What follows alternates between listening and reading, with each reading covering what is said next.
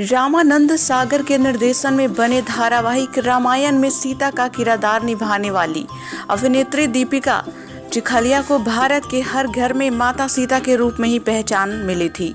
यह सिर्फ इसलिए नहीं क्योंकि सीता एक देवी है, बल्कि यह इसलिए क्योंकि दीपिका ने देवी सीता के किरदार को पर्दे पर कुछ इस तरह निभाया कि लोग उन्हें ही माता सीता समझने लगे। लोगों की नज़र में दीपिका सिर्फ देवी सीता हैं, जबकि उन्होंने अपने पूरे अभिनय कैरियर में अब तक भारत की लगभग सभी प्रमुख भाषाओं की फिल्मों में काम किया है। रामानंद सागर की धारावाहिक रामायण के अलावा कई और टीवी शोज का भी दीपिका हिस्सा रही हैं, लेकिन माता सीता के किरदार को पर्दे पर जीवंत करने वाली अभिनेत्री दीपिका चिखलिया की आज हम सब आपको कुछ उनकी रोचक कहानियां के बारे में सुनाते हैं। दीपिका का जन्म 29 अप्रैल 1965 को महाराष्ट्र की राजधानी मुंबई में हुआ था। दीपिका का रुझान शुरुआत से ही अभिनय की तरफ था। वो अपने स्कूल में ही हमेशा छोटे मोटे नाटकों में भाग लिया करती थी। दीपिका बताती हैं, पिताजी का ट्रांसफर कोलकाता हुआ, जहां मैं 4 साल रही। एक पार्टी के दौरान बंगाली फिल्मों के जाने माने अभिनेता उत्तम कुमार ने जब मुझे देखा तो उन्होंने अपने फिल्म में मुझे बाल कलाकार के रूप में लेने की बात कही। दीपिका बहुत छोटी थी, इसलिए उनके मम्मी पापा ने इसकी इजाज़त नहीं दी। उनका मानना था कि इससे दीपिका की पढ़ाई लिखाई में बाधा आएगी। दीपिका के पूर्वज गुजरात से हैं, उस हिसाब से दीपिका का मन आज भी वहीं से जुड़ा है। हालांकि उन्होंने अपने कैरियर की शुरुआत मुंबई से की। उस वक्त दीपिका 14 साल की थी जब उन्होंने कॉमर्शियल विज्ञापनों में काम करना शुरू कर दिया था। दीपिका ने लोगों के दिलो दिमाग पर यहीं से छाप छोड़ना शुरू कर दिया था। उनके पिता उनके फिल्मों में काम करना बिल्कुल पसंद नहीं था, लेकिन दीपिका की मां शुरुआत से ही हमेशा दीपिका का सहयोग करती रहती थी। दीपिका का फिल्मी कैरियर की शुरुआत बहुत अच्छी हुई थी। उन्होंने पहली फिल्म राजश्री प्रोडक्शन की मिली। वर्ष 1983 में उन्हें सबसे पहले राज किरण के साथ फिल्म सुन मेरी लैला में मुख्य अभिनेत्री के तौर पर देखा गया। दीपिका ने बताया कि यह फिल्म इतने बड़े बैनर की थी, फिर भी इसको रिलीज होने के लिए बहुत बड़ा वक्त लगा था। हालांकि अंत में इस फिल्म को रिलीज की तारीख मिली और यह फिल्म काफ़ी अच्छी प्रदर्शन के साथ देखा गया।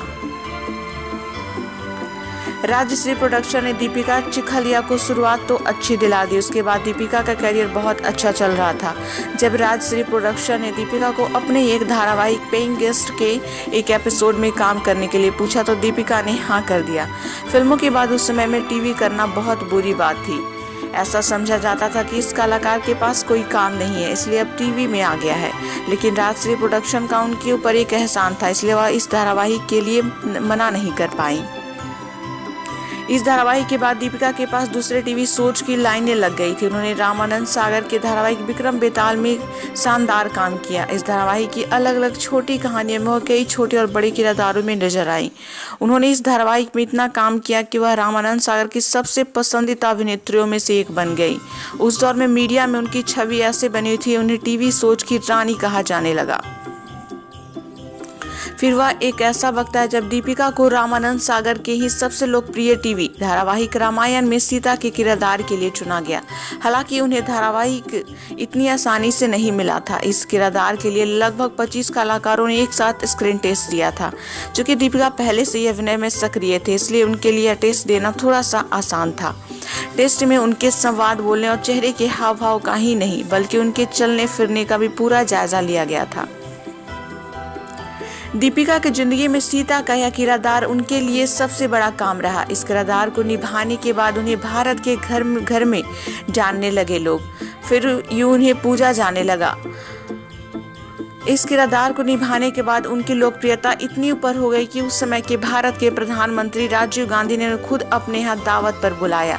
उसी वक्त दीपिका राजीव गांधी और उनकी पत्नी सोनिया गांधी से भी मिली और उन दोनों ने भी उनकी बहुत तारीफ की। दीपिका एक बार की घटना का जिक्र करते हुए बताती है कि उनके घर पर एक शादी का निमंत्रण पत्र आया। दीपिका के पिता ने वह पत्र दीपिका के हाथ में देते हुए कहा कि पढ़ो।